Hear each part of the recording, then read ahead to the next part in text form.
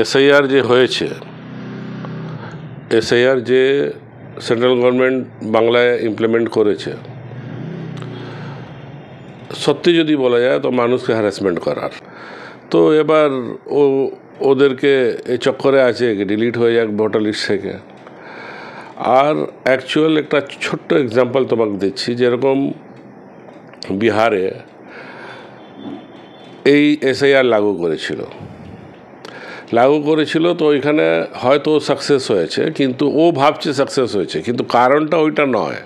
কারণটা হচ্ছে কি, যেরকম আমাদের দিদি এখানে লক্ষ্মী ভাণ্ডার থেকে নিয়ে প্রচুর প্রকল্প এখানে যে ইমপ্লিমেন্ট করেছেন, ওইটা দেখি নীতিশ ঠিক ইলেকশনের কিছুদিন আগে, এক বছরও না, কিছুদিন আগে উনি নীতিশ কুমার ইমপ্লিমেন্ট করে দিল।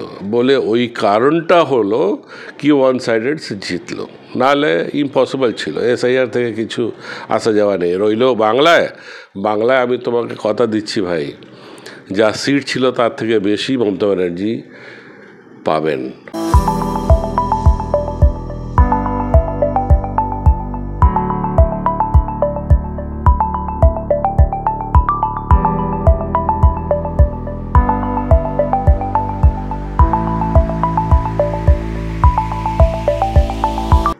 কেন পাবলিক এত সুবিধা হচ্ছে, মানে যত প্রকল্প আছে, বিভিন্ন প্রকল্প, এই প্রকল্পগুলো মানুষ এত উপকৃত হচ্ছে, তো মানুষ সেটাই তো দেখবে না। আর যতই ও 3-5 করুক মোদিজি, সেন্ট্রাল গভর্নমেন্ট, কিন্তু বাংলায় কিছু নড়া যাবে না। এখানে যা ছিলেন মমতা ব্যানার্জি, টিএমসি ছিল, টিএমসি থাকবে, কিছু করার নেই। এই যতই এসআইআর করে লোককে হ্যারাস করুক, কোনো লাভ নেই। কেন অলরেডি সব এলাকায় যারা সোশ্যাল ওয়ার্ক করে, দেখবে বাইরে আমাদের ছেলেরা বসে কাজ করে যাচ্ছে, লোকদের ফর্ম ফিল আপ করছে।